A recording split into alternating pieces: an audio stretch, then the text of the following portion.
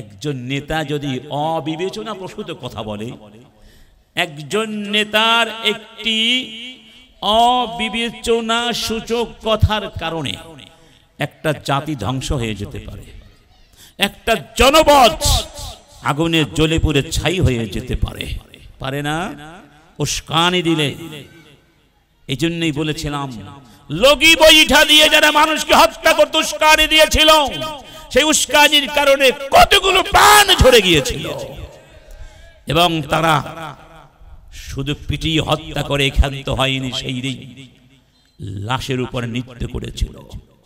আল মালু ওয়াল বানুনা জিনাতুল হায়াতিদ দুনিয়া।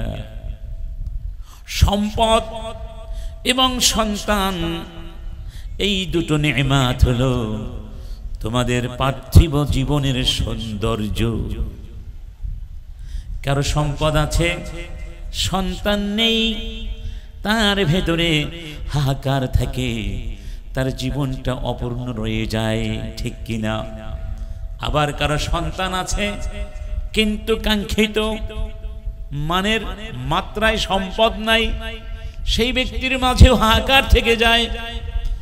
আল্লাহ সুবহানাহু ওয়া তাআলা যাকে সন্তান দান করলেন, সম্পদ দান করলেন, যেন তার জীবনটা কানায় কানায় সৌন্দর্যে পূর্ণ হয়ে গেল। আল্লাহু আকবার। তবে এই সৌন্দর্য শুধু অর্থহীন কোন সৌন্দর্য যেন না হয়, এই সৌন্দর্যের একটা অর্থ থাকতে হবে, মর্ম থাকতে হবে, নইলে এই সৌন্দর্য আপনাকে জাহান্নামে নিয়ে যেতে পারে। মনে করুন, একটা মেয়ে দোকান থেকে খুব দামি একটা কাপড় কিনলো, ড্রেস কিনলো, মেড ইন ধরুন আমেরিকা, দামি 50,000 টাকা শাড়ি অথবা ড্রেস, কাপড়, সালোয়ার কামিজ, কি সুন্দর দেখতে, চকচক তকতক করে, যেমন তার কারুকার্য তেমন তার মান, খুবই সুন্দর। কিন্তু সেই কাপড়টি পরলে তার সতর ঢাকে না। কেন? কারণ সেই ড্রেসটা হচ্ছে পার্সিয়াল ড্রেস, মনে করুন মিনি স্কার্ট, তার দেহের অনেকগুলো অংশ অনাবৃত আছে, কিন্তু ড্রেস খুব দামি, খুবই সুন্দর। অথবা খুব পাতলা মিহি, ভেতরের সবকিছু বাইরে থেকে বোঝা যাচ্ছে। আপনারা বলুন, এই ড্রেস যত দামি হোক এবং যত সৌন্দর্য বর্ধক হোক, এই পোশাকের কি কোনো দাম আছে আল্লাহর কাছে? এই পোশাকের এই সৌন্দর্যের আসলে মান আছে? নাকি এই পোশাক পরে জাহান্নামে যেতে হবে? কোথায় যেতে হবে? যেমন রাসূল করিম সাল্লাল্লাহু আলাইহি ওয়াসাল্লাম বলছেন, সিনফানি মিন উম্মতি ফিন নারি লাম আরাহুমা। আমার উম্মতের মধ্য থেকে দুই শ্রেণীর মানুষ জাহান্নামে যাবে, এই মুহূর্তে আমার সামনে তারা নেই। এক নাম্বার, কওমুন মাআহুম সিয়াতুন কাআযনাবিল বাকার ইয়াদরিবুনা বিহান নাস। এক প্রকার মানুষ যারা জালেম হবে, মানুষকে অন্যায়ভাবে আঘাত করবে, মারবে, অর্থাৎ ক্ষমতার অপব্যবহার করবে, নিজেদের দৌরাত্ম্য, আধিপত্য, স্বৈরাচারী মনোভাব, অবৈধ সুযোগ সুবিধা প্রতিষ্ঠা করবার লক্ষ্যে তারা জনগণকে, সাধারণ মানুষকে নির্যাতন করবে। এই শ্রেণীর মানুষ কোথায় যাবে? কোথায় যাবে? এরকম একটা শ্রেণী বাংলাদেশে ছিল নাকি ছিল না? আজকে যে আপনারা এখানে বসে মাহফিল করছেন, এই জায়গায় মাহফিল করতে হলে মিনিমাম কয়েক জোড়া স্যান্ডেল তার তলদেশ ক্ষয় হয়ে যেত। এখান থেকে ওখানে ওখান থেকে ওখানে, ওখান থেকে ডিসি এসপি, ওরে বাবারে বাবা বিশাল আয়োজন। তারপরে আবার ঘুষ খায় নাই পুলিশ, এই মাহফিল করতেও পুলিশ ঘুষ খেয়েছে এবং মাহফিল করতে তারা পদে পদে আমাদেরকে বাধা দিয়েছিল, কারণ তারা ভয় করত মাহফিলে কোরআনের কথা বলা হবে, আর কোরআনের সত্য ভাষণ যদি মানুষের সামনে পেশ করা হয় তাহলে ওই সমস্ত জালেমদের বিভৎস স্বরূপ সমাজের কাছে উন্মোচিত হয়ে যাবে এবং তাওহীদ জনগোষ্ঠীর ভিতরে অন্যের বিরুদ্ধে প্রতিবাদী মনোভাব সৃষ্টি হবে, জিহাদের মনোভাব তৈরি হয়ে যাবে। এই জন্য জিহাদকে তারা সন্ত্রাস বলে আখ্যায়িত করত, আর দাড়ি টুপিওয়ালা মুসলিমদেরকে দেখলে জঙ্গিবাদী বলে আখ্যায়িত করে তাদেরকে নানাভাবে হয়রানি করত, আয়না ঘরে নিয়ে ছাড়তো। আর এই যখন 2-3 জন একসাথে বসলেই গোপন সলা পরামর্শ করছে বলে ধরে নিয়ে অমানবিক নির্যাতন চালাতো না। আল্লাহ পাক সেই জালেমগুলোকে এই জমিন থেকে অপমানিত করে লাঞ্ছিত করে তাড়িয়ে দিয়েছেন। লক্ষণ সেনের পরে কেউ এভাবে পালিয়ে যায় না যেভাবে এই জালেমরা পালিয়েছে। জালেমদের লজ্জা শরম থাকে না, কি থাকে না? লজ্জা থাকলে কি আবার বলতে পারে আমি আবার আসবো? আসো আসো, তোমার ফাঁসি দেখার জন্যে এই জাতি অপেক্ষায় দিন রাত প্রহর গুনছে ইনশাআল্লাহ। 2 নাম্বার, রাসূল বলছেন 2 শ্রেণীর মানুষ জাহান্নামে যাবে আমার উম্মতের মধ্যে থেকে। একটা শ্রেণী কি? নিসাউন কাসিয়াতুন আরিয়াতুন মুমিলাতুন মাইলাত রুউসুহুন্না কাসনিমাতিল বুখতিল মাইলা لا يدخلن الجنة ولا يجدن ريحها وإن ريحها لتوجد من مسيرة كذا وكذا الله أكبر। ওই মহিলারা জান্নাতে যাবে না যারা পোশাক পরেছে কিন্তু কিছুই পরেনি, পোশাক পরেও বিবস্ত্র, তারা জান্নাতে যাবে না, জান্নাতের গন্ধ পাবে না। অথচ জান্নাতের গন্ধ অনেক অনেক দূর থেকে পাওয়া যাবে, সেই গন্ধটুকুও তাদের ভাগ্যে জুটবে না। কেন? এমন পোশাক পরেছে যে এই পোশাক পরলে বলা যায় না যে সে পোশাক পরেছে। 3টা অর্থ হতে পারে মিনিমাম। একটা অর্থ হচ্ছে যেই পোশাকে তার গোটা দেহ তার সতর আবৃত হয়নি, কিছু আবৃত হয়েছে, কিছু অনাবৃতই রয়ে গেছে, অথবা মিহি পাতলা, অথবা স্কিন টাইট পোশাক, যেগুলো পরপুরুষের সামনে পরা হারাম। ইন্না লিল্লাহি। তো রাসূল আল্লাহ কি বলছেন? সম্পদ এবং সন্তান এই পৃথিবীর সৌন্দর্য। তার মানে এই নয় আপনি সন্তান আর সম্পদকে যেমন খুশি তেমন ব্যবহার করবেন, যেমন খুশি তেমন শিক্ষায় শিক্ষিত করবেন না। এই সন্তান যেন আপনার জন্য সত্যিকার অর্থেই সৌন্দর্যের কারণ হয়, সেই কাজ করতে হবে। কিভাবে? এই সন্তান যেন আপনার জান্নাতে যাওয়ার কারণ হতে পারে। এই সন্তানকে যদি আপনি সেভাবে গড়তে পারেন যেভাবে সাহাবায়ে কেরামদেরকে রাসূল করেছিলেন, সাহাবায়ে কেরাম তাদের সন্তানদেরকে লালন পালন করে বিনির্মাণ করেছিলেন, যাদের হাতে ইসলামের পতাকা তুলে দেওয়া হবে, যারা ইসলামের পতাকা দেশ থেকে দেশান্তরে বয়ে নিয়ে যাবে, যারা কোরআনের ইলম বুকের মধ্যে ধারণ করে সেই জ্ঞানের আলোয় গোটা পৃথিবীকে উদ্ভাসিত করার জন্য ছুটে যাবে, যারা সমাজ থেকে সব ধরনের সামাজিক অপরাধ, জুলুম, নির্যাতন, জিনা, ব্যভিচার, ধর্ষণ, লুটপাট, ঘুষ, সুদ, এক কথায় সমস্ত সামাজিক অপরাধকে নির্মূল করে কোরআন এবং সুন্নাহর আলোকে রাসূলের সেই মদিনা রাষ্ট্রের মতো একটি সমাজ এবং রাষ্ট্র আপনাকে আমাকে উপহার দিতে পারবে। যারা বাবা মায়ের হক আদায় করতে শিখবে, যারা আত্মীয়দের প্রতি শ্রদ্ধাশীল হয়ে আত্মীয়তার বন্ধনকে সম্মান করতে শিখবে, যারা বড়কে সম্মান করবে, ছোটকে স্নেহ করবে, এরকম নৈতিকতার মূল্যবোধের মূল্যমানে যারা উজ্জীবিত হতে পারবে, এমন সন্তান যদি আপনি তৈরি করতে পারেন, তারাই হবে আপনার সত্যিকার জিনা। জিনা ফিদ দুনিয়া ওয়া জিনা ফিল আখিরাহ। দুনিয়ার সৌন্দর্য এবং পরকালের সৌন্দর্য। পরকালের সৌন্দর্য তখনই হবে যখন আপনি আপনার কলিজার টুকরা সন্তানকে নিয়ে জান্নাতে যেতে পারবেন।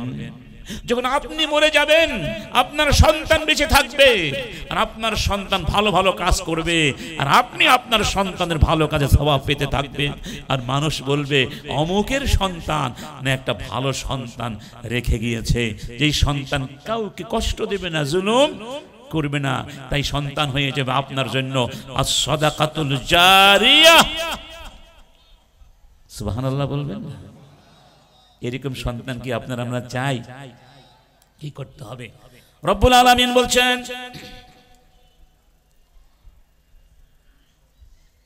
ওয়াল্লাযীনা আমানু ওয়াত্তাবা'আতহুম ذريتهم بإيمان ألحقنا بهم ذريتهم وما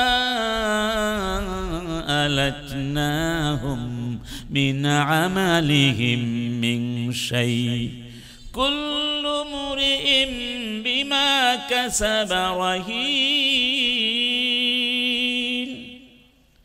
তোমরা যদি ঈমান আনো আর তোমাদের সন্তানেরাও যদি তোমাদের মতো ঈমানদার হয়, আমি কথা দিলাম তোমাদের যুররিয়া প্রজন্মকে, তোমাদের বংশধারা যারা আসবে তাদেরকেও তোমাদের সঙ্গে জান্নাতে নিয়ে মিলিত করে দেব। এমনকি সন্তানের আমল যদি বাবার চেয়ে কম হয়, বাবার আমল একটু বেশি ছিল, সন্তানের আমল অতটা ছিল না, বাবা তার আমলের কারণে জান্নাতের উঁচু শিখরে চলে যাবে, আর সন্তান আমল কম হওয়ার কারণে একটু নিচে চলে যাবে। রব্বুল আলামিন ওই বাবার প্রতি সম্মানার্থে সন্তানের আমল কম হওয়া সত্ত্বেও ওই সন্তানকে ওই জায়গা থেকে বাবার সাথে যুক্ত করে দেবেন। আল্লাহু আকবার। চিন্তা করুন, জান্নাতে গিয়েও যদি ছেলেকে মেয়েকে কাছে পান, স্ত্রীকে কাছে পান, এর চেয়ে বড় আনন্দের কিছু হতে পারে? হতে পারে? আল্লাহ সেটা চান আমাদের কাছে। দেখেন ফেরেশতারাও দোয়া করেন আল্লাহর কাছে, এই বলে রব্বানা ওয়াদখিলহুম জান্নাতি আদনিল্লাতি ওয়া'আদতাহুম ومن صلح من آبائهم وأزواجهم وذرياتهم إنك أنت العزيز الحكيم وقهم السيئات ومن تق السيئات يومئذ فقد رحمته وذلك هو الفوز العظيم।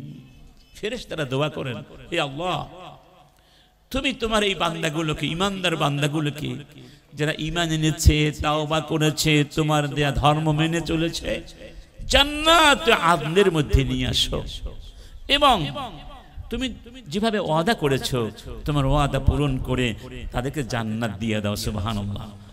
তাদের কি শুধু নয়, ওমান সালাহা মিন আবাইহিম, তাদের বাবারা যারা ভালো ছিল তাদেরকেও নিয়ে আসো, ও আজওয়াজহিম, তাদের স্ত্রীদেরকেও নিয়ে আসো, ওয়া যুররিয়াতিহিম, তাদের সন্তানদেরকেও তাদের সাথে জান্নাত দিয়ে দাও। ফেরেশতারা দোয়া করতে থাকেন ঈমানদারদের জন্য। সুবহানাল্লাহ বলবেন না? আল্লাহু আকবার। তার মানে আল্লাহ এটাই চান আমরা যেন দুনিয়ায় এবং পরকালে সবাইকে নিয়ে একসাথে থাকতে। এই জন্য আল্লাহ সুবহানাহু ওয়া তাআলা অন্য আয়াতে বলছেন, ইয়া আইয়ুহাল্লাযীনা আমানু। আমার সাথে একটু আপনারা পড়বেন। কোরআন পড়লে সওয়াব না গুনাহ? সওয়াব না গুনাহ? কোরআন পড়তে ভালো লাগে না খারাপ লাগে? দেখিতে কেমন ভালো লাগে? আমার সাথে একসাথে পড়ুন, ইয়া আইয়ুহাল্লাযীনা আমানু কু আনফুসাকুম ওয়া আহলিকুম নারা। এই আয়াতটা কি আপনাদের কাছে পরিচিত না অপরিচিত? অনেক পরিচিত, অনেক। সুবহানাল্লাহ। وقودها الناس والحجارة عليها ملائكة غلاظ شداد لا يعصون الله ما أمرهم ويفعلون ما يؤمرون। ঈমানদারগণ, নিজেদেরকে জাহান্নাম থেকে বাঁচাও। শুধু নিজেদেরকে বাঁচিও না, নিজেদের পরিবারদেরকেও বাঁচাও। ওই জাহান্নাম, যেই জাহান্নামের ইন্ধন হবে মানুষ এবং পাথর, মানুষ এবং ওয়াকুদুহান নাসু ওয়াল হিজারা। আল্লাহু আকবার। এবং ওই জাহান্নাম এমন কিছু ফেরেশতা নিয়ন্ত্রণ করবেন যারা হবেন অত্যন্ত নিষ্ঠুর, অত্যন্ত শক্তিশালী। আল্লাহর নির্দেশ লঙ্ঘন করতে তারা জানেন না। যা আদেশ করা হয় হুবহু তাই তারা বাস্তবায়ন করেন। ওই কঠিন জাহান্নামে তোমরা যেও না। কঠিন জাহান্নামে দেখেছেন, রব যদি আমাদেরকে ভালো না বাসতেন তাহলে এরকম করে বলতেন জাহান্নামে যেও না, সহ্য করতে পারবে না। জাহান্নামের কিছুই তো সহ্য করার মতো না। পানীয়, পোশাক, আবাসন কিচ্ছু না সহ্য করার মতো। উপরে কি? আগুন, নিচে ডানে বামে আগুনের খেলা। লাহুম মিন ফাওকিহিম যুলালুম মিনান নারি ওয়া মিন তাহতিহিম যুলাল যালিকা ইউখাউফুল্লাহু বিহি ইবাদাহ ইয়া ইবাদি ফাত্তাকুন। হে আমার গোলামেরা, সাবধান হও, ভয় করো। উপরে আগুন, নিচেও। সামান্য একটু ইঙ্গিত দেওয়ার জন্য বলছি। পিপাসায় কাতর হয়ে যাবে, পানি পানি বলে চিৎকার করবে। কেমন পানি দেয়া হবে শুনুন। ইন্না আ'তাদনা লিয-যালিমিনা নারান আহাতা বিহিম সুরাদিকুহা ওয়া ইন ইস্তাগীসু ইউগাসু বিমাইন কালমুহলি ইয়াশবিল উজুহা বি'সাশ শারাবু ওয়া সাআত মুরতাফাকা। আমি জালেমদের জন্য জাহান্নামের গর্ত তৈরি করে রেখেছি। চারপাশ থেকে প্রাচীর নির্মাণ করে রাখবো, বের হবার কোনো সুযোগ নেই।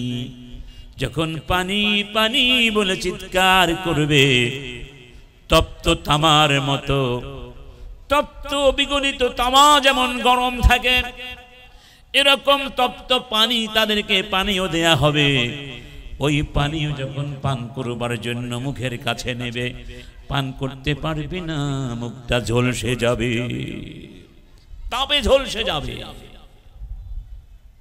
এবং অন্য আয়াতে বলা হয়েছে ফাল্লাযীনা কাফারু কুত্তিআত লাহুম সিয়াবুম মিন নার ইউসাব্বু মিন ফাওকি রুউসিহিমুল হামীম ইউসহারু বিহি মা ফি বুতুনিহিম ওয়াল জুলুদ ওয়ালাহুম মাকামিউ মিন হাদীদ। চিৎকার করলে পানির জন্য উপর থেকে তপ্ত পানি তাদের মুখের মধ্যে ঢেলে দেয়া হবে। সেই তপ্ত পানি ভেতরে গিয়ে নারী ভুঁড়ি সব জ্বলে পুড়ে ছাই করে দেবে, জ্বালিয়ে পুড়িয়ে ছাই করে দেবে। পানির পিপাসা তো মিটবে না, পিপাসা আরো বেড়েই যাবে। এরকম পানীয় আর পোশাক হবে কি সিয়াবুম মিন নার, আগুনের পোশাক হবে। ক্ষুধা পেলে তারা খাওয়ার জন্য অস্থির হয়ে যাবে। ইন্না শাজারাতাজ যাক্কুম তুআমুল আসীম কালমুহলি ইয়াগলি ফিল বুতুন কাগালিল হামীম খুযুহু ফাআতিলুহু ইলা সাওয়াইল জাহিম যুক ইন্নাকা আনতাল আজিজুল কারীম ইন্না হাযাল্লাযী কুনতুম বিহি তামতারুন। যাক্কুম গাছ, বিষাক্ত গাছ। রাসূল করিম সাল্লাল্লাহু আলাইহি ওয়াসাল্লাম বলছেন, ওই গাছের একটা কাতরা, একটা ফোঁটা যদি পৃথিবীতে পড়তো, এই পৃথিবীর মানুষের সমস্ত খাবার বিষাক্ত হয়ে যেত। সেই খাবার খেয়ে কেউ বাঁচত না, সব মানুষ মরে যেত। এমন বিষাক্ত খাবার তাদেরকে দেয়া হবে। এজন্য আল্লাহ বলছেন আযালিকা খায়রুন নুজুলান আম শাজারাতুজ যাক্কুম ইন্না জাআলনাহা ফিতনাতাল লিয-যালিমিন। জান্নাতের নেয়ামতের বিবরণ দিয়ে বলছেন, এবার তোমরাই বলো ওই জান্নাতের নেয়ামতগুলো সুন্দর নাকি যাক্কুম গাছের আপ্যায়নটা সুন্দর হবে? তপ্ত হবে, সেটা গরম, পেটের মধ্যে গিয়ে টকবক টকবক করতে থাকবে। বলা হবে, এই জাহান্নামীরা খাও, তুমি না দুনিয়ায় অনেক পরাক্রমশালী ছিলে, অনেক সভ্য ছিলে, অনেক বুদ্ধিজীবী ছিলে, নিজেকে অনেক কিছু মনে করতে, খাও। সেই জাহান্নামে আমরা কেউ যেতে, আমাদের বাচ্চারা যাক তাও তো আমরা চাই। কি করতে হবে? রব্বুল আলামিন বলছেন, ইয়া আইয়ুহাল্লাযীনা আমানু ইন্না মিন আজওয়াজিকুম ওয়া আওলাদিকুম আদুওয়াল লাকুম ফাহযারুহুম। ঈমানদারগণ জেনে রেখো, তোমাদের পরিবারের ভেতরে, তোমাদের স্ত্রীদের ভেতর থেকে, তোমাদের সন্তানদের ভেতর থেকে তোমাদের কিছু শত্রু আছে। কি আছে? তাহলে স্ত্রী কখনো শত্রু হতে পারে, সন্তানও কি হতে পারে? শত্রু হতে পারে। এর অনেক অর্থ। একটা অর্থ এরকম হতে পারে, আপনার আমার কারণে যদি আমার স্ত্রী, আপনার স্ত্রী বেনামাজি হয়, দিন শেখার সুযোগ পেল না, আমাদের সন্তান আমাদের কাছ থেকে ভালো শিক্ষা পেল না, জাহান্নামী হয়ে গেল, তখন কি তারা আমাদের পক্ষে দাঁড়াবে না বিপক্ষে দাঁড়াবে? বলুন। وقال الذين كفروا ربنا أرنا الذين أضلانا من الجن والإنس نجعلهما تحت أقدامنا ليكونا من الأسفلين। সেই দিন কাফেররা বলবে, আল্লাহ, জিন ইনসান যাদের কারণে আমরা জাহান্নামী হলাম, তাদেরকে আমাদের পদতলে এনে দাও, তাদেরকে দু পা দিয়ে দলিত মথিত করে ধুমরিয়ে মুচড়িয়ে তারপরে জাহান্নামে যাব। তার মধ্যে কি বাবা থাকতে পারে না, মা থাকতে পারে না, শিক্ষক থাকতে পারে না, নেতা থাকতে পারে না? এরকম নেতা আছে না, যেই নেতা অনুসারীদেরকে নামাজ পড়তে না বলে হাতে মদের বোতল তুলে দেয়, যেই নেতা লগি বৈঠা তুলে দিয়ে অনুসারীদেরকে ঘাতক বানাতে চায়, বানায়, আছে নাকি নাই? একটা হাদিস আপনাদের সামনে উল্লেখ করব। হাদিসটি রিওয়ায়াত করেছেন ইমাম আয-যাহাবী তার কিতাবুল কাবায়েরের ভিতরে। একটি ভয়ঙ্কর হাদিস, খুবই ভয়ঙ্কর হাদিসটি এরকম, খামসাতুন গাযিবাল্লাহু আলাইহিম ইন শাআ আমদা আলাইহিম ইন শাআ আমদা গাদাবাহু আলাইহিম ফিদ দুনিয়া ওয়া ইল্লা আমারা বিহিম ফিল আখিরাতি ইলান নার।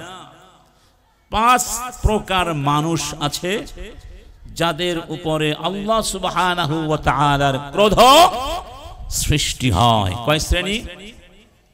আল্লাহ চাইলে দুনিয়াতেই তাদের উপরে তার ক্রোধ, তার গজব বাস্তবায়ন করতে পারেন, অথবা পরকালে তাদেরকে সেজন্য শাস্তি দিতে পারেন। মানে শাস্তি তাদের হবেই হবে, ইম্মা ফিদ দুনিয়া ওয়া ইম্মা ফিল আখিরাহ, হয় দুনিয়ায় অথবা পরকালে, অথবা দুনিয়াতেও হবে পরকালেও। কারণ দুনিয়ার শাস্তি পরকালের বিকল্প নয়। 1 নম্বর, আমিরু কওমিন ইয়াখুযু হাক্কাহু মিনার রাইয়্যাহ ওয়া লা ইউনসিফুহু মিন নাফসিহি ওয়া লা ইয়াদফাউ আনহুমুল যুলম। আমিরু কওমিন, কওমের আমির, কওমের আমির, আমির মানে রাজা, আমির মানে শাসক, ঠিক না? আচ্ছা, যেই শাসক প্রজাদের কাছ থেকে নিজের হকটা 100% আদায় করে, কিন্তু প্রজাদেরকে তাদের হক আদায় করে দেয় না, এবং জনগণকে জুলুম থেকে, নির্যাতন থেকে রক্ষা করতেও এগিয়ে আসে না, শুধু নিজের চিন্তাই করে, মানুষের চিন্তা করে। এরকম স্বৈরাচারী, এরকম জালেম শাসক আমাদের দেশে কখনো এসেছিল? আছে? থাকতে পারে, ঠিক না? আমাদেরকে বলে তোমরা কুমড়া দিয়ে কি বানাও, আর নিজেরা বিশাল বিশাল মাছ, ওরে বাবা, বিশাল বিশাল মাছ। বঙ্গভবন না, গণভবনকে জান্নাত বানিয়ে ফেলেছিল। কি বানিয়ে ফেলেছিল? কি ভবন যেন? গণভবন। গণভবনকে জান্নাত বানিয়েছিল। আর আমাদেরকে বলে মাছের কাটা ভর্তা বানাইয়া খাও। ইন্না লিল্লাহি। দেখুন আল্লাহর কোরআন একটু খুলে পড়ুন। কাম তারাকু মিন জান্নাতিন ওয়া উয়ুন ওয়া যুরু'in ওয়া মাকামিন কারীম ওয়া না'মাতিন কানু ফিহা ফাকিহিন কাযালিকা وأورثناها قوما آخرين ফামা বাকাত আলাইহিমুস সামাউ ওয়াল আরদু ওয়া মা কানু মুনযারিন। এখানে আল্লাহ এই জাতীয় শাসকদের কথা বলেছেন যারা নিজেদের হক আদায় করে, মানুষের হক আদায় করে না। আল্লাহ বলছেন চেয়ে দেখো, তারা নিজেরা স্বর্গ গড়েছিল, জান্নাত উদ্যান তৈরি করেছিল, পানির ঝর্ণা ধারা তৈরি করেছিল। সেই সমস্ত জান্নাত থেকে, উদ্যান থেকে, ঝর্ণাধারা থেকে, সম্পদ থেকে, প্রাচুর্য থেকে, বিশাল বিশাল পদবী থেকে, তাদের যে বিস্তীর্ণ এলাকায় চাষাবাদ ছিল সেগুলো থেকে, বিলাসিতার কত সামগ্রী ছিল যেগুলোর মধ্যে তারা আকণ্ঠ নিমজ্জিত হয়ে বিলাসিতার মধ্যে গা ভাসিয়ে দিয়েছিল, সব কিছু থেকে গলা ধাক্কা দিয়ে বের করে দিয়েছে। তারপরে আরেকটা কমকে এনে সেখানে বসিয়েছে। আল্লাহু আকবার। ফামা বাকাত আলাইহিমুস সামাউ ওয়াল আরদু, ওদেরকে বের করে দিলাম। আকাশ ওদের জন্য কাঁদে নাই, জমিন ওদের জন্য কাঁদে নাই। কি বলুন, ফেরাউনের জন্য আকাশ কেঁদেছিল নাকি জমিন কেঁদেছিল? যুগে যুগে যত ফেরাউন আসবে, কোন ফেরাউনের জন্য জমিন কাঁদবে না, আকাশ কাঁদবে না। কেন কাঁদবে না? কারণ তারা জনগণের হক আদায় করে নাই, বরং জনগণকে বানিয়েছে দাস। ফাস্তাখাফফা কওমাহু فأطاعوه إنهم كانوا قوما فاسقين فلما آسفونا أغرقناهم وأخذناهم। এই জন্য জনগণকে দাস বানিয়ে দিয়েছিল, গোলাম বানিয়ে দিয়েছিল। আর এই গোলামেরাও নিজেরা বোকা হয়ে গেছে, আত্মসম্মান বোধ ভুলে গেছে, সত্যের পক্ষে দাঁড়ায় নাই। ওদেরকেও আল্লাহ পাক শাস্তি দেন, ঠিক না বেঠি? এই জন্য রাসূল কারীম বলছেন এদেরকে আল্লাহ ছাড় দেবেন। 2 নাম্বার, ওয়াজাঈমু কওমিন ইউতিউনাহু ওয়ালা ইউসাউই বাইনাল কওয়ি ওয়াদ-দাঈফ ওয়া ইয়াতাকাল্লামু আনিল হাওয়া।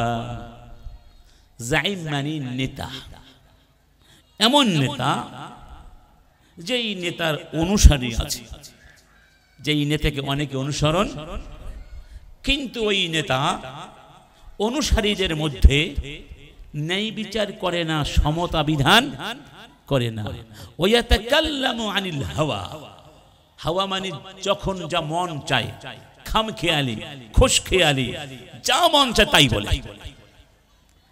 কারণ একজন নেতা যদি অবিবেচনা প্রসূত কথা বলে, একজন নেতার একটি অবিবেচনা সূচক কথার কারণে একটা জাতি ধ্বংস হয়ে যেতে পারে, একটা জনপদ আগুনে জ্বলে পুড়ে ছাই হয়ে যেতে পারে, পারে না? উস্কানি দিলে। এই জন্যই বলেছিলাম, লগি বৈঠা দিয়ে যারা মানুষকে হত্যা করতে উস্কানি দিয়েছিল, সেই উস্কানির কারণে কতগুলো প্রাণ ঝরে গিয়েছিল।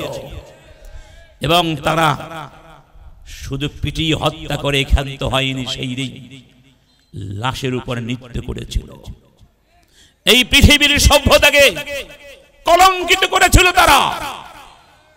এই জমিনে তাদের আবার পুনর্বাসনের চিন্তা যারা করবে, তারা আল্লাহর দুশমন, তারা জালেমদের দোসর। কিছুতেই এটা হতে পারে না, হতে দেওয়া উচিত। কারণ এই পৃথিবী কাদের জন্য? মানুষের জন্য। মানুষ কার খলিফা? এই নিরীহ আল্লাহর খলিফাদেরকে যারা পিটিয়ে মারে, তারা ওই মানুষকে মারে না, প্রতিটি আঘাত তারা করেছে আল্লাহকে।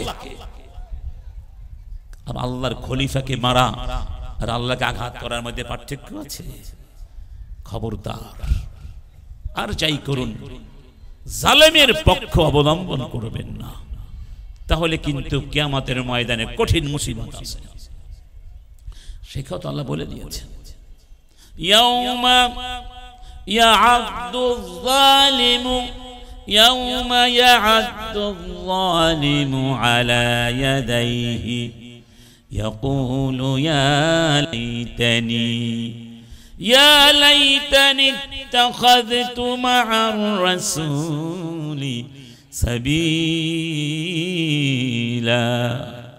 সেই দিন যারা জালেম ছিল আল্লাহর আযাব সইতে পারবে না, নিজেরাই নিজেদের হাতগুলো কামড়ে কামড়ে ছিঁড়ে ছিঁড়ে খাবে আর চিৎকার করে বলবে, হায় হায় রে, দুনিয়ায় বসে যদি রসুলের পথ ধরতাম, আল্লাহর পথ ধরে চলতাম, তাহলে এই পরিণাম আমাদেরকে ভোগ করতে। এর পরের কথাটা শুনুন, ইয়া লাইতানি ইয়া ওয়াইলাতা লাইতানি লাম আত্তাখিদ ফুলানান খলিলা। আমার সর্বনাশ হয়ে গেছে, আমি কেন দুনিয়ায় বসে অমুককে অমুককে বন্ধু বানিয়েছিলাম, নেতা বানিয়েছিলাম, নেত্রী বানিয়েছিলাম, আদর্শ বানিয়েছিলাম, অমুকের তমুকের পিছনে ছুটেছিলাম। এমন নেতা তারা ছিলেন। কেমন নেতা? ইয়া লাইতানি ইয়া ওয়াইলাতা লাইতানি لم أتخذ فلانا خليلا لقد أضلني عن الذكر بعد إذ جاءني وكان الشيطان للإنسان خذولا। সেই নেতা আমাকে কোরআন থেকে ফিরিয়ে রেখেছিল, অথচ কোরআন আমার কাছে এসেছিল, আমি কোরআনের কথাগুলো শুনি নাই, আমি নেতার কথা শুনেছি। কোরআন বলেছিল, ইনিল হুকমু ইল্লা লিল্লাহ, এই পৃথিবীর বুকে শাসন চলবে কার, আইন চলবে কার, বিধান চলবে কার? আলা লাহুল খালকু ওয়াল আমরু, সৃষ্টি আমি করেছি, এই সৃষ্টির উপরে বিধি বিধান করব, আদেশ নিষেধ করব আমি। আদেশ নিষেধ বিধি বিধান করা সার্বভৌমত্ব শুধু আমার। কোরআন আমাকে কথা বলেছিল, আমি কোরআনের কথা শুনি নাই, আমি আমার নেতার কথা শুনেছিলাম। আমার নেতা আমাকে শিখিয়েছিল ধর্ম নিরপেক্ষতাবাদ জিন্দাবাদ, ধর্ম নিরপেক্ষতাবাদ। এখানে অনেক মুরব্বীরা আছেন, আপনারা বলবেন স্বাধীনতা যুদ্ধের যত ইশতেহার ছিল, যত ঘোষণা ছিল, কোন ঘোষণার মধ্যে কি ধর্ম নিরপেক্ষবাদ শব্দটি ছিল? সত্যি বলেন ছিল? তাহলে সেই মতবাদকে এই দেশের সংবিধানে কারা কখন কিভাবে ঢুকিয়ে দিয়ে আমাদেরকে কাফের আর মুশরিক বানাতে চেয়েছে? ধর্ম নিরপেক্ষতাবাদ কোনদিন মুসলমানের আদর্শ হতে পারে না। এই ধর্ম নিরপেক্ষতাবাদের মূল কথা হলো ফাসলুদ্দীনি আনিদ দাওলা। ফাসলুন মানে সেপারেট করে দেওয়া, আলাদা করে দেওয়া দিনকে দাউলা থেকে। দাউলা মানে স্টেট, রাষ্ট্র, রাষ্ট্র থেকে ধর্মকে আলাদা করে দাও, ধর্মকে নির্বাসনে পাঠিয়ে দাও। ধর্মের সাথে শিক্ষার, বিচার ব্যবস্থার, সংস্কৃতির, পরিবেশের কোনো কিছুর কোনো সম্পর্ক নাই। রাষ্ট্র চলবে অন্য কিছু দিয়ে। কেন? রাষ্ট্রকে তোমার বাবা তৈরি করেছে। এই জমিন কার? এই জমিন কার? লিল্লাহি মুলকুস সামাওয়াতি ওয়াল আরদ ওয়া হুয়া আল্লাহ ওয়া হুয়া আল্লাহ ওয়া হুয়া আল্লাহ লা ইলাহা ইল্লা হু। বলুন লা ইলাহা ইল্লা হু লাহুল হামদু ফিল উলা ওয়াল আখিরা ওয়া লাহুল হুকম ওয়া লাহুল হুকম ওয়া ইলাইহি তুরজাউন। তাহলে সবকিছু কার? আপনি কার? আমি কার? জমিন কার? আলো কার? বাতাস কার? সূর্য কার? চন্দ্র কার? দিন কার? রাত কার? সাগর কার? নদী কার? পাহাড় কার? আল্লাহু আকবার। ومن آياته الليل والنهار والشمس والقمر لا تسجدوا للشمس ولا للقمر واسجدوا لله الذي خلقهن إن كنتم إياه تعبدون রাত আমার, দিন আমার, চাঁদ আমার, সূর্য আমার, এগুলো আমি সৃষ্টি করেছি। অতএব চাঁদের সামনে নয়, সূর্যের সামনে নয়, দিনের সামনে নয়, রাতের সামনে নয়, মানুষের সামনে নয়, গাছের সামনে নয়, দেবদেবীর সামনে নয়, পাহাড়ের সামনে নয়, গরুর সামনে নয়, কচ্ছপের সামনে নয়, সিজদা করবে, আনুগত্য করবে, মাথা নত করবে, শিরোধার্য করে নিবে। নিজের সব কিছুকে, নিজের স্বকীয়তা, স্বাধীনতা, চাওয়া পাওয়া, আশা আকাঙ্ক্ষা, প্রাতিষ্ঠিকতা সবকিছু বিসর্জন করে দিবে আমার সামনে আমি রব্বুল আলামিন। ঠিক না বেঠি? রাসূল বলছেন এই 5 প্রকার মানুষ। 3 নাম্বার হলো, 3 নাম্বার ওয়া রাজুলুন লা ইয়া'মুরু আহলাহু ওয়া ওয়ালাদাহু বিতাআতিল্লাহ ওয়া লা ইউআল্লিমুহুম আমরা দীনিহিম। ভালো করে শুনবেন। ওই ব্যক্তি, যেই ব্যক্তি লা ইয়া'মুরু আদেশ করে না ইমরাআতাহু তার স্ত্রীকে, ওয়া ওয়ালাদাহু আহলাহু তার আহলকে, ওয়া ওয়ালাদাহু তার সন্তানদেরকে বিতাআতিল্লাহ আল্লাহর আনুগত্যের জন্য আদেশ করে না। নামাজ করতে বলে না, রোজা রাখতে বলে না, কোরআন পড়তে বলে না, সত্য বলতে বলে না, ইবাদত করতে বলে না, কোনো টেনশন নাই, কোনো কনসার্ন নাই। এমনকি ওয়ালা ইউআল্লিমুহুম আমরা দীনিহিম তাদেরকে ধর্মের শিক্ষাটাও দেয় না। এই ব্যক্তিকে আল্লাহ ছাড়বেন না। এখানে মুরব্বীরা আছেন, যেদিন বিয়ে শাদী করে বউ ঘরে নিয়ে আসলেন আপনারা, এই কথা কি বলেছিলেন? রান্না বান্না দেরি হলে কিছু বলবো না, কিন্তু নামাজ পড়তে দেরি হলে কিন্তু খবর আছে। এটা কয়জনে বলেছিলেন দেখি তো? আমরা পুরুষ লোকেরা ঘরে গিয়ে দেখি, যদি দেখি রান্না বান্না দেরি হয়ে গেছে, অনেকে বউকে ইচ্ছা মতো মারে। সেদিন ফেসবুকে দেখলাম স্ত্রী ডাল রান্না করেছে, লবণ দিতে ভুলে গিয়েছে, সেই জন্য বউকে ধরে দোতলা থেকে ফেলে দিয়েছে। ইন্না লিল্লাহি, কি স্বামী কি মানুষ!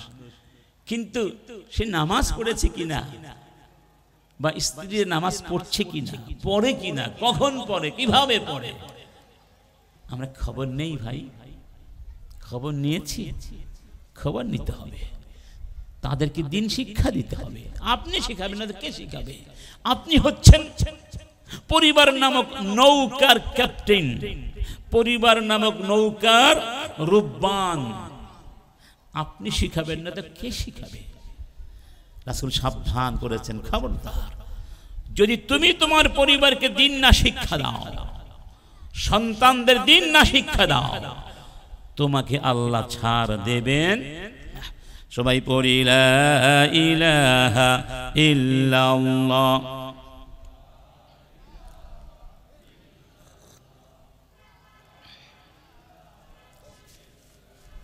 আপনাদের কষ্ট হচ্ছে? বিরক্ত লাগছে? এরপরে ওয়ারাজুলুন ইস্তাআজারা আজীরান ফাস্তাওফা মিনহু আমালা ওয়া লাম ইউফিহি আজরা। যেই ব্যক্তি শ্রমিক খাটিয়েছে, নিজের শ্রম বুঝে নিয়েছে কড়ায় গন্ডায় 16 আনা, কিন্তু শ্রমিকদেরকে ন্যায্য মজুরি আদায় করে নাই, সেই ব্যক্তিকে আল্লাহ ছাড়বেন না।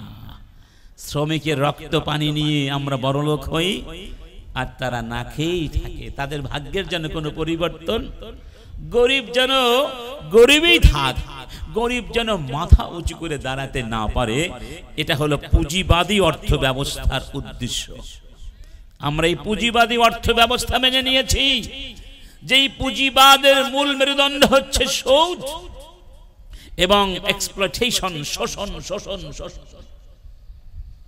ইন্না লিল্লাহ। আমরা আর কতকাল ইসলাম থেকে দূরে থাকব? আমাদের তো অনেকের মরে যাওয়ার সময় হয়ে গেছে, মরাটা কোনো সময় নেই, যে কোনো সময় আসতে পারে।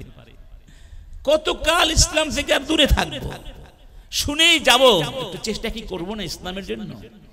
ইসলামের অর্থ ব্যবস্থা, সমাজ ব্যবস্থা, কোরআন দিয়ে এই রাষ্ট্রটাকে সংস্কার করার চিন্তা কি আমাদের মাথায় আসে না? কি বলেন, আসে? আসে। যদি আসে এবং চেষ্টা করেন, হয়তো পরকালে আমরা মুক্তি পাবো। আর যদি না আসে, তাহলে মুক্তি সুদূর পরাহত হয়ে যাবে। আর একজন পঞ্চম নাম্বার হচ্ছেন রাজুলুন যালামা ইমরাআতাহু ফি সিদাকিহা, যেই স্বামী স্ত্রীকে জুলুম করে মোহরানা আদায় করার ক্ষেত্রে তালিবালি করে দেয় না। আছে না? বিয়ের সময় 20 লাখ 50 লাখ, আর মনে মনে ভাবে বিয়েটা হোক না, আমার কি আর ধরতে পারবে, দেব, দেখা যাক কবে দেই। মানে আমাদের গ্রামে বলে ধানাই পানাই করে, ছল চাতুরি করে, বিভিন্ন কলা কৌশল করে স্ত্রীকে ফাঁকি দেয়, জুলুম করে। হয়তো মহিলা মানুষ, দুর্বল মানুষ, কিছু বলতে পারে না, কিন্তু আল্লাহ তো আপনাকে ছাড় দিবেন। আল্লাহু আকবার, কি চমৎকার, আবার কি ভয়ঙ্কর, আমাদের জন্য সতর্ক বার্তা। তো যে কথা আমি বলার জন্য এতগুলো কথা বললাম, সেই মূল কথাটি হলো সন্তানগুলো আমাদের কাছে আমানত। আমাদের কাছে কি? যদি সন্তান ভালো মানুষ হয়, তাহলে এখানে বাবা মার প্রতিপালনের সফলতা। আর সন্তান খারাপ হয়ে গেলে এখানে আমাদের চরম ব্যর্থতা। এর চেয়ে বড় ব্যর্থতা দুনিয়ায় পরকালে আর কিছুই। হাদিসে বলা হয়েছে, কুল্লু মাউলুদিন ইউলাদু আলাল ফিতরা, প্রত্যেক মানব সন্তান মুসলিম হয়ে, ঈমান নিয়ে, ফিতরাত নিয়ে জন্মগ্রহণ করে। কেউ কিন্তু বেঈমান হয়ে, কাফির হয়ে, মুশরিক হয়ে, নাস্তিক হয়ে কিংবা আওয়ামী লীগ হয়ে জন্মগ্রহণ করে না। সবাই মুসলমান হয়ে জন্মগ্রহণ করে। ফাআবাওয়াহু ইউহাউবিদানিহি, বাবা মা ইহুদি বানায়। যদি বাবা মা কি হয়? ইহুদি হয়, সন্তান কি হয়ে যায়? আও ইউনাসসিরানিহি, অথবা বাবা মা তাকে খ্রিস্টান বানিয়ে দেয় যদি বাবা মা খ্রিস্টান হয়। আও ইউমাজ্জিসানিহি, অগ্নি পূজারী হলে সন্তানও কি হয়ে যায়? বাবাকে দেখতে দেখতে অগ্নি পূজারী হয়ে যায়। কথা ঠিক? যদি রাসূল আজকে বেঁচে থাকতেন আর এই অবস্থা থাকতো, তাহলে হয়তো এই কথা বলতে পারতেন, হয়তোবা। আও ইয়াজআলানাহু আওয়ামী লীগ, অথবা আওয়ামী লীগ বানায়। ইন্না লিল্লাহি ওয়া ইন্না ইলাইহি। আমার কথা রাগ করবেন না, আমি আজকে স্পষ্ট ভাষায় একটা কথা বলে যাব। লা আখাফু ইল্লাল্লাহ, আল্লাহ ছাড়া কাউকে ভয়। যারা বিশ্বাস করে কোরআনের রাষ্ট্র ব্যবস্থা বলতে কিছু নাই, যারা বিশ্বাস করে কোরআনে রাষ্ট্র ব্যবস্থা বলতে কিছু নাই এবং রাষ্ট্র পরিচালনায়, বিচার ব্যবস্থায় ইসলামকে মানা যাবে না, মানতে দেয়া হবে না, তারা সুস্পষ্ট কাফের। কে বলেছেন? ওয়ামান লাম ইয়াহকুম বিমা আনজালাল্লাহ ফাউলাইকা হুমুল কাফিরুন। যারা আল্লাহর দেয়া বিধান দিয়ে শাসন করে না, তারা কি? কাফের। এরপরে বলা হয়েছে ফাউলাইকা হুমুল যালিমুন, তারা জালেম, এবং ফাউলাইকা হুমুল ফাসিকুন, তারা ফাসিক। এর মানে হলো যারা বিশ্বাসই করবে না যে ইসলামে কোনো রাজনীতি আছে, রাষ্ট্র ব্যবস্থা আছে, তারা কাফের। আর যারা বিশ্বাস করবে কোরআনের রাষ্ট্র ব্যবস্থা মানা ফরজ, কোরআন চোরের হাত কাটতে বলেছে, জানা ফরজ। ব্যভিচারের শাস্তি দিয়েছে, মানা ফরজ। কিসাসের বিধান দিয়েছে, মানা ফরজ। কোরআন ন্যায় বিচার করতে আদেশ করেছে, মানা ফরজ। রাষ্ট্র ব্যবস্থা রাসূল 10 বছর রাষ্ট্র চালিয়েছেন, রাসূলের অনুকরণে রাষ্ট্র পরিচালনা করা ফরজ। কিন্তু পারিপার্শ্বিকতার কারণে সে পারছে না, কিন্তু বিশ্বাস আছে, সেই ব্যক্তি হয় জালেম অথবা ফাসিক, সে কাফের হবে না, কারণ তার বিশ্বাস আছে, আমল নাই। সে কাফের হবে? সে কাফের হবে না। কিন্তু যারা ধর্মনিরপেক্ষবাদকে মনে প্রাণে হৃদয় দিয়ে ধারণ করে, লালন করে, বিশ্বাস করে, তারা কাফের। তারা কি? আর এই ধর্মনিরপেক্ষতাবাদ আওয়ামী লীগের 1 নম্বর আদর্শ, এবং তার আদর্শকে আমাদের উপরে সংবিধানে চাপিয়ে দিয়েছে। সংবিধান থেকে আমাদের সংবিধান সংস্করণের কাজ চলছে। সংবিধান থেকে অনতিবিলম্বে এই সংস্করণে অথবা পুনর্লিখন যাই হোক, ধর্মনিরপেক্ষতাবাদের মতো কুফরি মতবাদকে ফেলে দিতে হবে, পায়খানার মধ্যে ফেলতে হবে। সবাই একমত? আল্লাহ তুমি কবুল করো।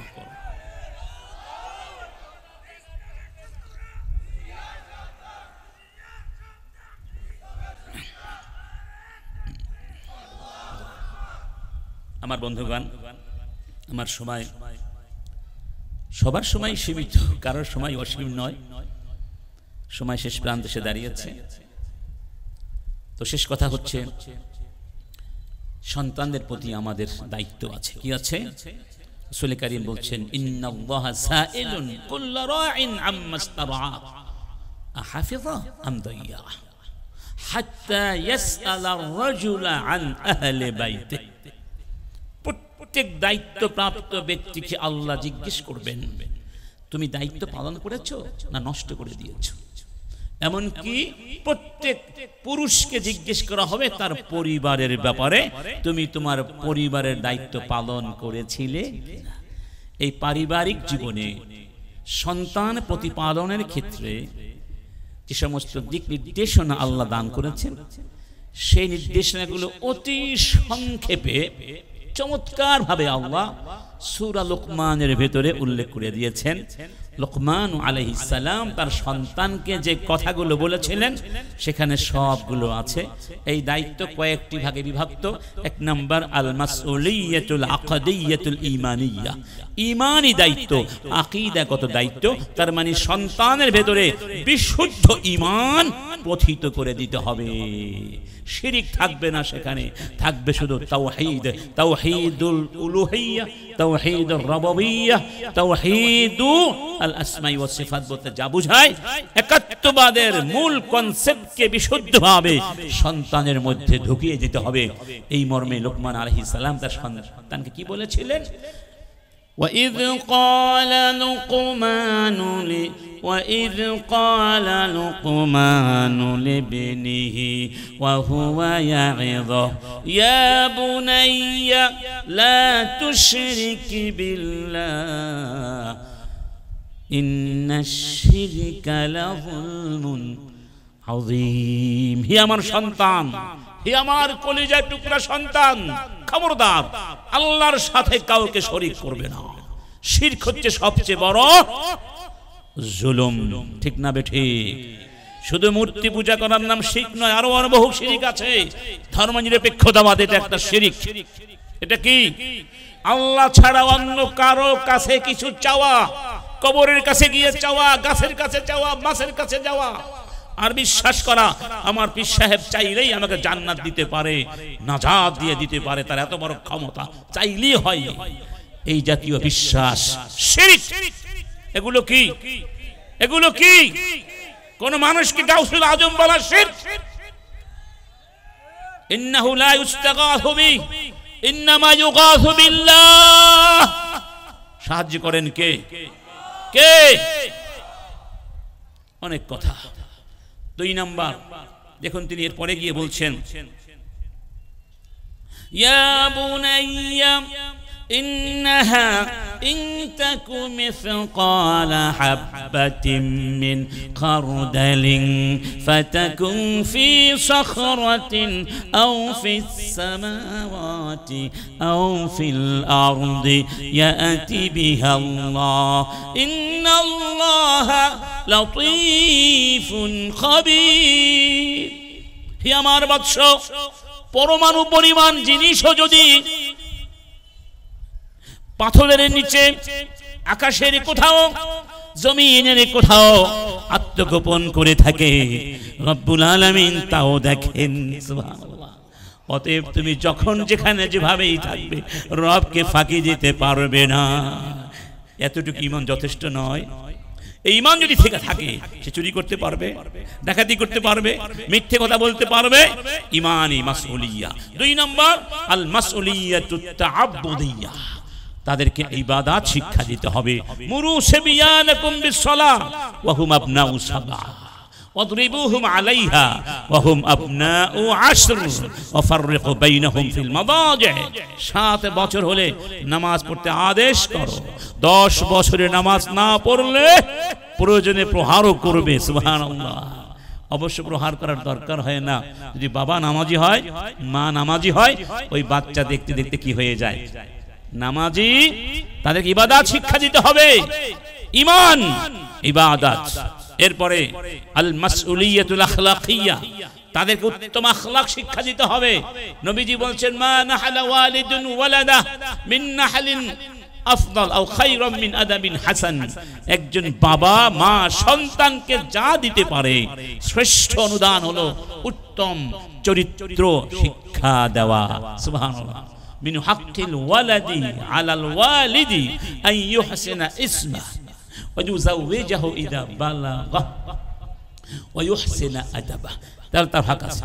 যাই হোক, আমরা এইভাবে সকলের কাছে এই বিষয়গুলো সতর্কতার সাথে অনুধাবন করার আবেদন করছি।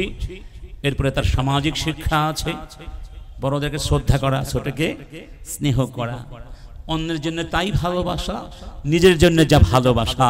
সামাজিক জীবন যাপন করতে হলে কিছু আদর্শ দরকার, সেগুলো তাকে শিখাতে হবে। এভাবে অর্থনৈতিক জীবনের কিছু আদর্শ আছে, সেগুলো তাকে শিক্ষা দিতে হবে। ছোট্ট একটা কাহিনী বলে শেষ করছি। হাসান হোসেনের নাম তো সবাই আপনারা জানেন। তো তারা 2 ভাই, ছোট্ট মানুষ। দেখলেন একজন প্রবীণ ব্যক্তি অজু করছেন, কিন্তু তার অজু সুন্দর হচ্ছে না। 2 ভাই বলা বলি করলেন, চলো গিয়ে বলি, চাচ্চু তোমার অজু তো ভালো হচ্ছে না, তুমি অজু করতে পারো না? আবার তারা নিজেরাই অনুধাবন করলেন, এভাবে বললে তো ঠিক হচ্ছে না, কারণ চাচ্চু আমাদের চেয়ে বয়সে বড়, আর নানাজি শিখিয়েছেন বড়দেরকে সম্মান করতে হবে, ছোটকে স্নেহ করতে হবে, এভাবে বলাটা ঠিক হবে না। তো 2 ভাই কিছুক্ষণ বসে পরামর্শ করে গিয়ে বললেন, চাচ্চু আমরা 2 ভাই, আমি হাসান ও হোসাইন, আমরা হলাম বিশ্বনবীর কলিজার টুকরো নাতি। নানাজির কাছে আমরা ওযু শিখেছি। আমরা 2 ভাই, আপনার সামনে ওযু করব, আপনি হবেন বিচারক, আপনি বিচার করবেন কার ওযু সবচেয়ে সুন্দর। সুবহানাল্লাহ। ওযু করতে লাগলেন, আর ওই ব্যক্তি বুঝে গেলেন আসলে তারা কি চাচ্ছেন। বললেন, দেখো বাবাজিরা, বুঝতে পেরেছি তোমরা আসলে আমাকে ওযু শিখাতে চেয়েছো। সত্যি আমি ওযু জানতাম না, তোমাদের কাছ থেকে ওযু শিখে নিলাম। এই যে শ্রদ্ধাবোধ, এই শ্রদ্ধাবোধ আজকে চলে গেছে, নাই। এমন কি অনেক আলেমদের মধ্যে পারস্পরিক কি নাই, শ্রদ্ধাবোধ নাই। আলেমদের মাঝে যদি শ্রদ্ধাবোধ না থাকে, তাহলে জনগণ শিখবে কাদের কাছে? ইসলাম কত সুন্দর, কত সুন্দর। সব মানুষকে সম্মান করতে শিখায়, শ্রদ্ধা করতে শিখায়, অধিকার দিতে শিখায়। আসুন আমরা আমাদের বাচ্চাগুলোকে, যুব সমাজকে, ছাত্র সমাজকে কোরআনের শিক্ষায় শিক্ষিত করে গড়ে তুলে শেষ পর্যায়ে সরকারের কাছে তো অনেকেই অনেক দাবি দেওয়া করছে, যদিও 16 বছর রাস্তায় কেউ নামে নাই, ঠিক না?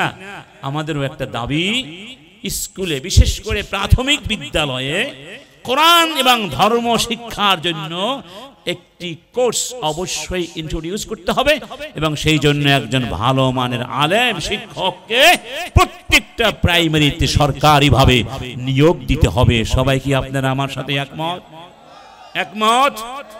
আল্লাহ, আমরা দুর্বল মানুষ, আল্লাহ তুমি আমাদের এই দাবিটাকে সরকারের কর্ণকুহরে নিয়ে পৌঁছিয়ে দাও। وآخر دعوانا أن الحمد لله رب العالمين والسلام عليكم ورحمة الله وبركاته.